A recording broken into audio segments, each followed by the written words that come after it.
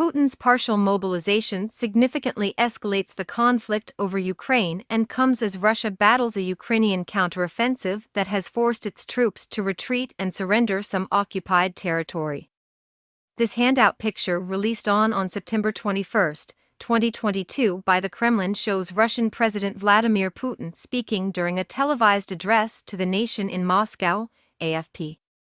President Vladimir Putin on Wednesday ordered Russia's first mobilization since World War II, warning the West that if it continued what he called its nuclear blackmail, that Moscow would respond with the might of all its vast arsenal. If the territorial integrity of our country is threatened, we will use all available means to protect our people. This is not a bluff, Putin said in a televised address to the nation, adding Russia had lots of weapons to reply.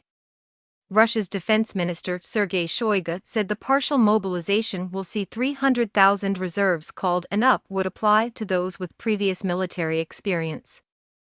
Putin's partial mobilization significantly escalates the conflict over Ukraine and comes as Russia battles a Ukrainian counteroffensive that has forced its troops to retreat and surrender some occupied territory.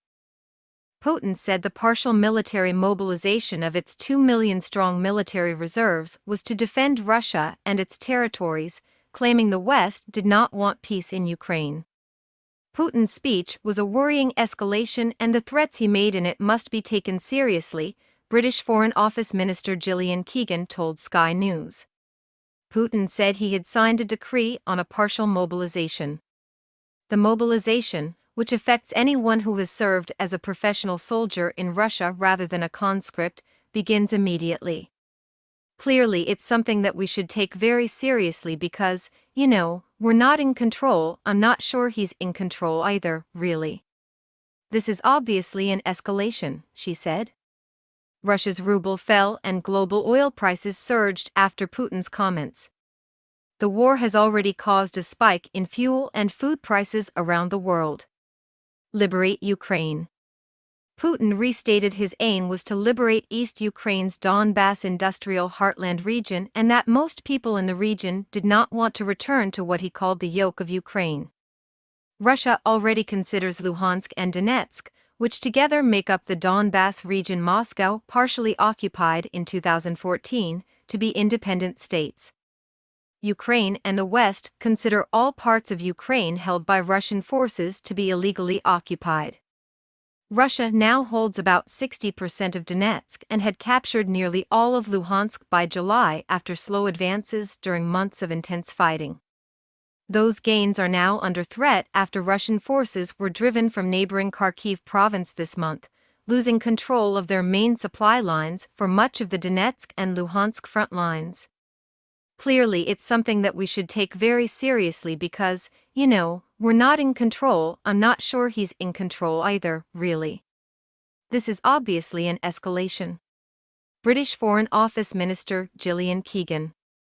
Ahead of Putin's speech, in an apparently coordinated move on Tuesday, Moscow installed leaders in occupied areas of 4 Ukrainian regions announced plans to hold referendums on joining Russia in coming days. Warns West over nuclear blackmail. The blunt warning from Russia's paramount leader, whose country has more nuclear warheads than even the United States, marks the biggest escalation of the war in Ukraine since Moscow's February 24 invasion. Putin accused the West of plotting to destroy Russia and gave his explicit support to referendums that will be held in swathes of Ukraine controlled by Russian troops, the first step to formal annexation of a chunk of Ukraine the size of Hungary. The war, which has triggered the worst confrontation with the West since the 1962 Cuban Missile Crisis, has killed tens of thousands and sent an inflationary wave crashing through the global economy. Putin said he had signed a decree on a partial mobilization. The mobilization, which affects anyone who has served as a professional soldier in Russia rather than a conscript, begins immediately. After pro-Russian officials in 4 areas of Ukraine controlled by Russian soldiers asked for referendums on joining Russia a day earlier, Putin said Moscow did not have the moral right to give them up to executioners. Russia, Putin said, would support the decisions of the people of the Donbass and the Kherson and Zaporizhzhia regions of Ukraine.